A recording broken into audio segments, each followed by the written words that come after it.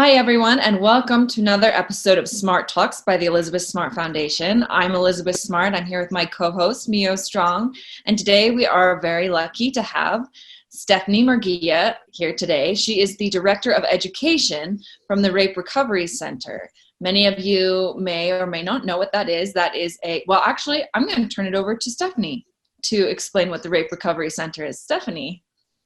Hi, thank you so much, Mio and Elizabeth, for having me today. I know that the work you do is just so profound, and I'm just excited to be a part of it.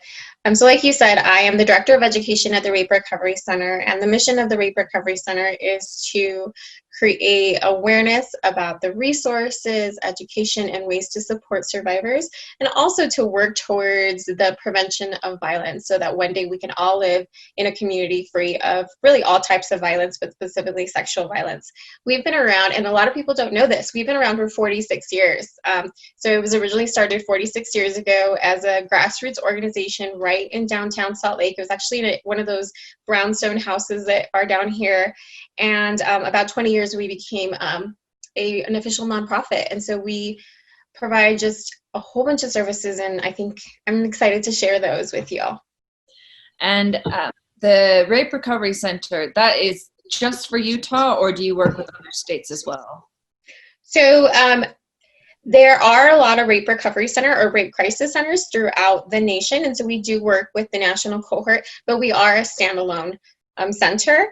Our primary area of service is Salt Lake County, but because there are no other crisis centers or rape recovery centers in Utah, we do end up serving the whole state on some levels. It's not uncommon for us to get clients that come from all over the state to get our services, and our crisis line is available to anyone, nationally, internationally. That's amazing. Can you just share your crisis hotline with us right now, if you Sure. remember it or know it off the top of your head? Sorry to put you on the spot. Yes, our crisis line is 801-467-7273, and that's available in English and Spanish. So one thing that we are so excited to announce, as of last year, we are the only Spanish-speaking crisis line in the nation that we could find. And that was really a labor of love of the last 10 years to get that to happen. And then we also have translation available in 150 languages. So it really is there 24 hours a day, 7 days a week for, if you just need somebody to talk to in the middle of the night, or if you need someone to go with you to the hospital, if you've been recently assaulted, or just if you need a resource and want to check up on that resource in the community. That's amazing. Can you tell me a little bit about the different programs that you currently run at the Rape Recovery Center? Yeah, so our mission is to ensure that survivors in the community have a place they can go to at any point in their survivor journey. So that could be someone that was assaulted recently, or someone that maybe went through their experience many, many years ago, right? Because what we know is that it can take decades for someone to come forward. And so the first way that a lot of people get connected with us is through our crisis line. And then through our crisis line, most clients will set up an initial intake or end up going to the hospital. So we do offer in-person advocacy right now because of what's going on, more virtual advocacy, but we can usually accompany a survivor to the hospital, make sure that they get the medical care they need, the counseling that they need, and they get connected to the resources that they need. And then in our office, we have what we call advocacy, but it's really almost like casework. So if you need help reporting an assault that happened 10 years ago, we'll help you do that. It's not uncommon for the police department to be in our building and kind of be doing an interview while we're doing our other services. If you need help testifying in a court case, we'll go with you to the court case and help you navigate those systems. We also offer short-term counseling and long-term counseling. And also education and prevention. So my team, which I'm always really excited to talk about, we mostly work in junior highs and high schools and anywhere in the community that will allow us to be there to talk about this issue. It is a difficult issue to talk to. I feel like a lot of parents don't know how to do that. A lot of teachers don't know how to do that. So oftentimes we'll just go in to help facilitate those conversations so that every single child in the state can one day just know the basics so that they can protect themselves, but also just be aware of the issue. So if they see it, they can report to someone that they trust. And what you're offering is not sex ed. I mean, it's talking specifically about what abuse and sexual abuse is. Is that correct? right? Yeah, so it is, we have a couple of different modalities, but some of it, especially for the high school students, it's more like 101, so definitions of what is even sexual assault, what does it look like? And then for the younger kids, we'll go more into a broader sense of what are boundaries, what are healthier relationships. I actually did a group over the summer with 6-year-olds. My son was able to be in the cohort, and it was so funny because we actually just used rulers, and we were like, okay, so put a ruler on the floor, and we want you all to like tell each other when to stop walking towards each other. What did it feel like when someone didn't stop? What did it feel like when your classmate just ran and hit you? Like, what does that look like? And start practicing using those boundaries. So I think, as from what I've seen, is that kids are really excited to have this conversation if we allow them to and guide them to. So our curriculums are really specialized to the age group and to the audience, and also what they're willing to. We'll kind of feel out the room a little bit about where their comfort level is. I mean, I think that's so great because the other day, Mio and I were having the same discussion with a parent. Well, she had been through abuse herself, but now she had a child, and we were talking about, how do you talk to them? I mean, my kids, so my oldest right now, she's 5, so she's pretty young to be talking about, well, this is what rape is, because she doesn't even know what sex is at this point. So that would be kind of like, probably she wouldn't understand it. But I love that you are not shying away from like working with really very young children, but in a totally age appropriate, maturity appropriate context. I think that is so important, because I think, when do we tell? I mean, that's probably one of the most asked questions that I get is, when are you going to tell your kids about what happened? And have you talked to them yet? When are you going to do it? And I'm like, well, no, I haven't talked about it yet, but I will someday. Yeah, and I find that so common when I do talk to parents in the community. They'll come up to me at tabling events or just workshops, and they'll say, I really don't know how to talk about this. And in that conversation, it comes out that one of their fears is that they're survivors themselves. And so not only is it difficult in an age-appropriate way, but also it's just really triggering and hard for them. And so part of that is just also getting the parents the support that they need. And I always say to teachers, like, you don't have to be the expert if you don't want to be. If this is too difficult of a conversation for you to have, that's okay. Like, we can come in and do that, or the same with parents. But if you feel ready to, there's ways to do it. I love that, you're just right there. I wonder, have you received a lot of pushback from communities or schools and wanting you to come, or are they usually pretty grateful to have you there? They're usually pretty grateful. I think the biggest barrier, and I know I'm probably speaking to the choir, is just time and resources. The teachers have to teach these, usually as part of their health classes, they have to teach something on consent or violence, and they usually only get 1 or 2 class sessions to do it. That's not enough time for anyone to do it. Consent and boundaries has to be taught over a lifetime. And so that's really the biggest barrier. It's just they'll have us in, and I wish we could go back once a week for a year. And we have had a couple of schools that have committed to that, mostly charter and private schools. But I really do wish that, every school had that option and that it was something. So I can send my children to that school. I'll send those to you. Just a lot of the private and charter schools, because they have a little bit more flexibility, but it's been pretty amazing. I did a group at a local high school last year where I was there for the whole year, and just to watch them grow. And sometimes I wouldn't even talk about violence at all. Sometimes I would just chat with them about a school dance, and we would talk about what that was like, and a boy tried to dance with them and they didn't feel comfortable, and what did they do, and just to see them explore what that looks like and grow was just pretty amazing. I love that you're talking about that, because even as an adult now, like, I'm still trying to find my own boundaries. I mean, as I continue to move through my life, like whether it's a different stage or just a different situation that I haven't necessarily been in before, there's still a part of me that's like, wait a second, like, what actually am I comfortable with? And sometimes for me, like, I'm still not even sure what I am comfortable with in situations that are newer to my adult life, but I've come back to a few times. And like, I just think that's such a valuable life skill to recognize and try to set those boundaries, and then be able to not just set them, but be able to like withhold those boundaries or uphold those boundaries. I mean, having the courage and the power inside you to say, no, I'm really not comfortable with this. And especially I think when it's someone that you love, I mean, whether it's an abusive situation or just a situation period that you're not comfortable with, I think that is such an important life skill that honestly, like for me, I wish I had more training of that when I was a child, because I feel like now as an adult, I mean, I'm 32 years old, and I feel like I'm still like being like, okay, what am I actually comfortable with? And this is someone that I really love, and they might get a little bit offended if I say, no, I don't really want to talk about that, or how do I navigate this? And so I think that's so important and so valuable. That is amazing that you're doing that. As you have gone out into schools and into communities, have you had a lot of people approach you during these programs and disclose abuse to you?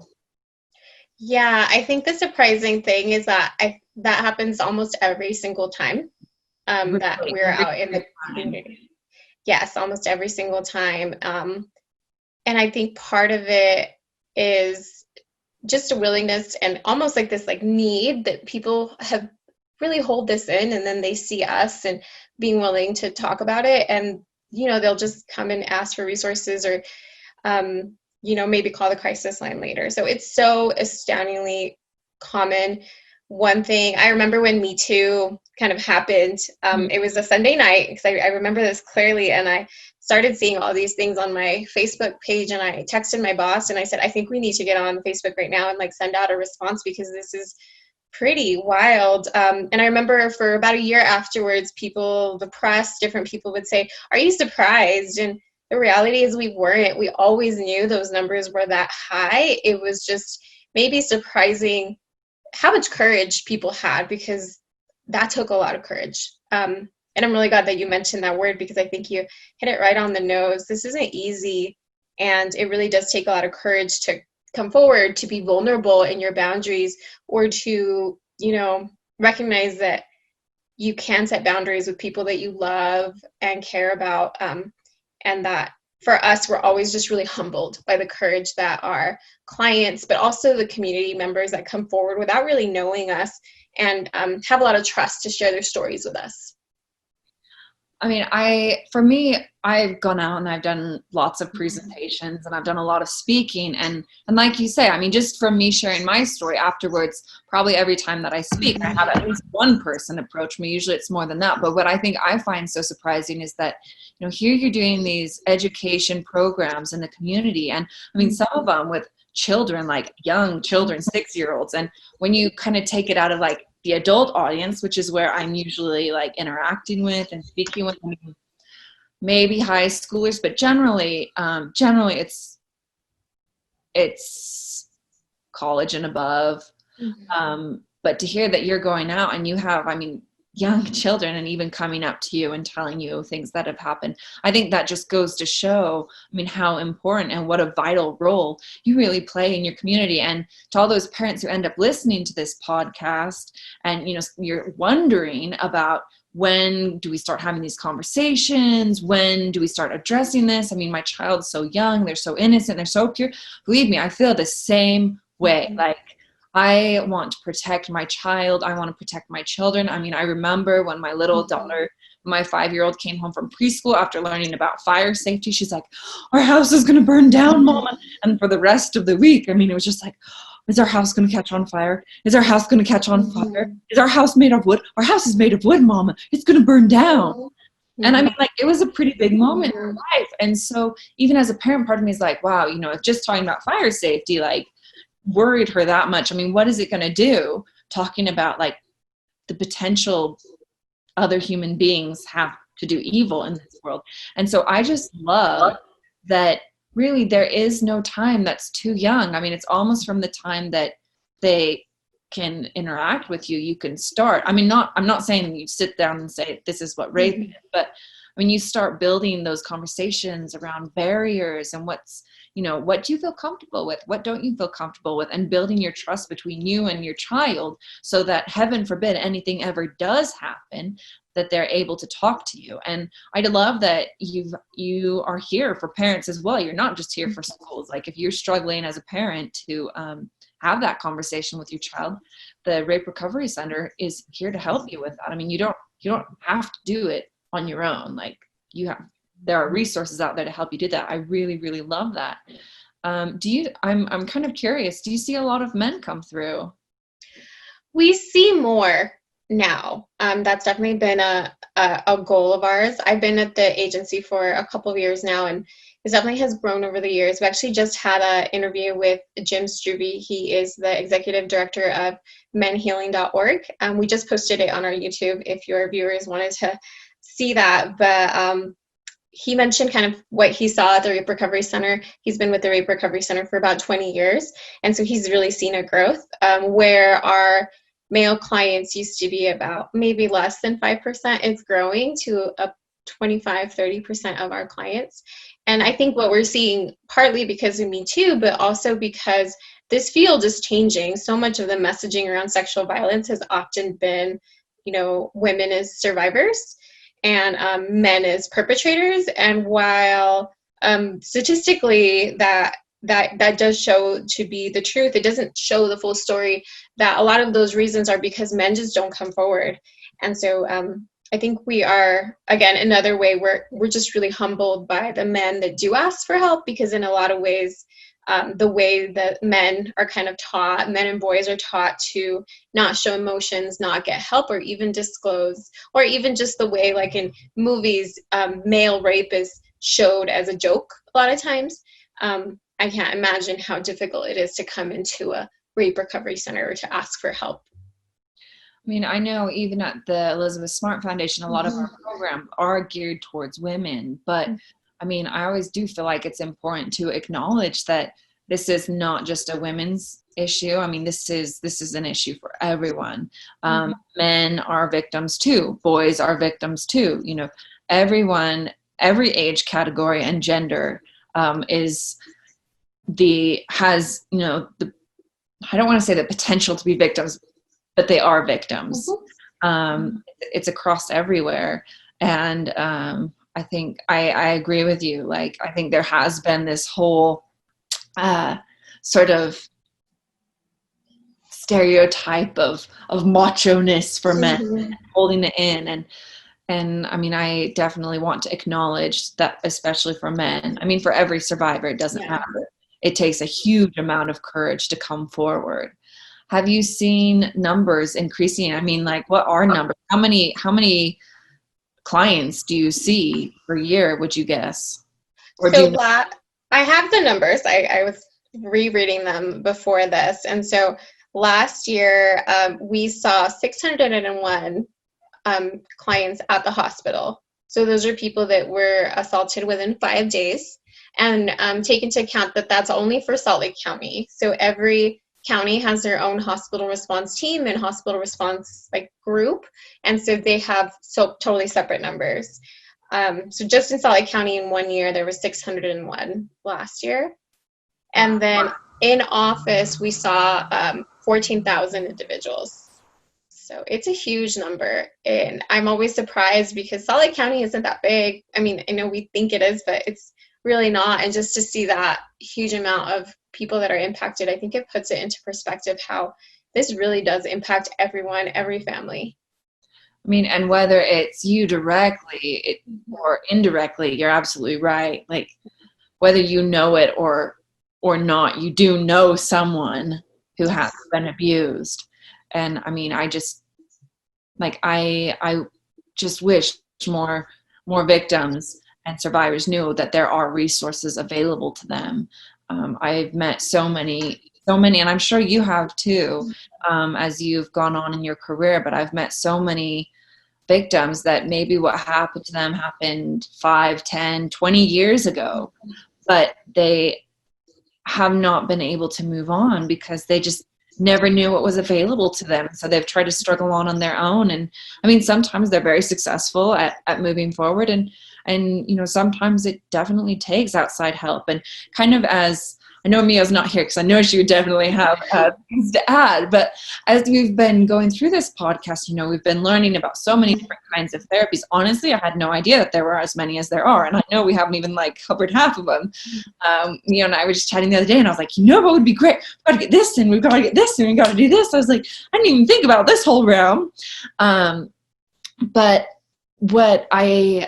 it's just been amazing how far we've come and how, if one therapy doesn't work, there's other therapies. And one of the things that I've learned as we've gone along and experienced for myself is that, it takes a great deal of courage to come forward. It takes a great deal of courage to ask for help. And something that someone said that I love, she mentioned she'd done, powerlifting and bodybuilding. She'd done all of these really physical sporting events and competed in them. And she said the hardest workout I ever had was in therapy. Just the mental workout that I've ever had has been in therapy. And I really appreciated that because I think a lot of people get stuck with the stigma that if you go to therapy, you're somehow weak, and that's not it at all. And what a blessing that we have it and that we have as many different forms as we do, because what works for some might not work for another. And so you keep trying. And I've loved that so much. And I think it's just amazing. 14,000 cases or people coming in to seek help. That it's been in the past. That number is huge. Yeah, it can be pretty overwhelming sometimes, but I do find a lot of hope in this work. One of the reasons why I love working with kids is because they are so helpful, and you see them thinking through these issues in even ways that I don't. I'm like, oh, I hadn't thought about that. It gives me a lot of hope, but also just recognizing that the more, although it may seem hopeless, the more that we talk about it, things are getting better and things will continue to get better. And I can't even imagine what this world could possibly look like, 7 generations from now, if we continue doing this work that's, that you and so many others have kind of led the way in. One thing I'm always kind of curious about, because for me, I felt like, I'm not going to say I feel like I was born into this, but I feel like definitely my life's experience kind of pushed me into this. And I have just such a real respect for people who walk into this, who maybe have not experienced it themselves, but because it's the hard work. And it's so hard to hear story after story, and whether you're the counselor or not, just knowing what happens and seeing the individuals coming in and, how really destructive it can be to that person's life. It takes real heart and real strength to do that. And so one of the things that I'm curious about, if you don't mind me getting a little bit personal, is how did you become involved in this work?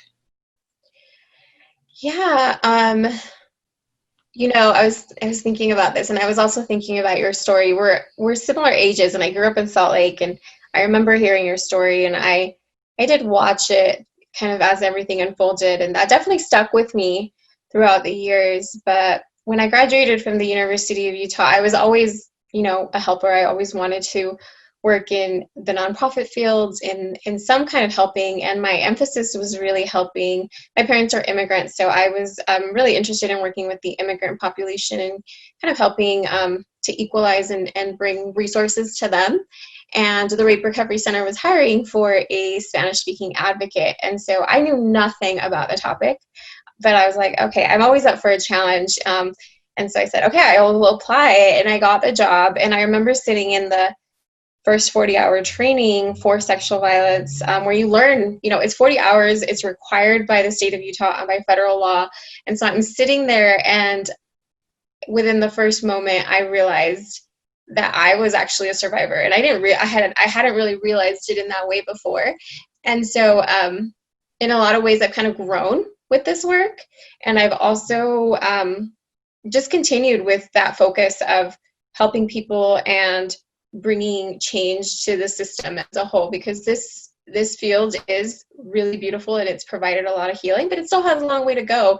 We can do better in a lot of ways, including, you know, reaching men better, reaching the LGBT community better, reaching marginalized communities better. And so that's really what has kept me for so long, in that I find a lot of hope in those ways that the community is rising to the challenge, and maybe we can provide a little bit of guidance in how they can do that and how they can get involved. That's incredible. I mean, I just, like, I hope everyone gives you the respect you deserve, because, like, even for me, I mean, you know, doing these podcasts and then having the meetings that we have, usually by like the end of the day, I'm like, all right, that's it. Like my husband, like, you know, like, let's go watch a movie. And I'm like, yeah, okay. And he's like, what do you want to watch? He's like, you want to watch this? I'm like, no. He's like, you want to watch this? I'm like, no. You want to watch this? Nope. I was like, these are all way too heavy. These are all way too dark. These are all way too emotional. Let's watch Emma. Let's watch Pride and Prejudice. Let's watch The Great British Bake Off for the bajillionth time. Yeah, I live off of Survivor and the Switch, the Nintendo Switch. Just in my free time, I'm like, no, nothing serious. And I think having a child, I'm sure you know this, they're just so innocent and they bring a joy. So it brings a sense of brevity and also recognizing what's important at the end of the day. Absolutely. Well, I want to say thank you so much for coming on. I hope everyone's learned something today. If you are a victim or someone that you know is a victim of rape or sexual violence, there are resources there for you. The Rape Recovery Center is an amazing resource here in Utah locally. But even if you're not in Utah and you don't know where to begin, they have their 24-hour hotline you can call. And I know that they have good contacts around the country, and they would be, I'm speaking on your behalf, but I know that they'd be willing to help you in any way they can. So please, if you feel alone, if you feel frightened, if you are carrying a burden that is too heavy for you to carry, don't be afraid to reach out, because you don't have to do this alone. And one of the best ways to heal and one of the best ways to move forward and lighten that burden is by sharing it with someone else. And I just hope everyone out there knows that they have worth, that they're not alone, that whatever has happened to them in their life, it doesn't have to define you. It's a moment in your life. It may, of course, it'll affect you. Of course, it may alter the direction of your life, but it does not have to define who you are. You make those choices, and there are people here, there are resources here to help you move forward. So with that being said, I want to say thank you, everyone, for tuning in. Thank you again, Stephanie. You've just been amazing. I'm so grateful for the Rape Recovery Center, for the work that you guys do and the prevention that you do for these programs. Man, you might just have to come up when this is done. You might have to come to my house so we can start talking boundaries with my kids. So thank you so much, Stephanie. It's been great. And we'll see all of you next time on our next podcast. Thank you again. Bye-bye.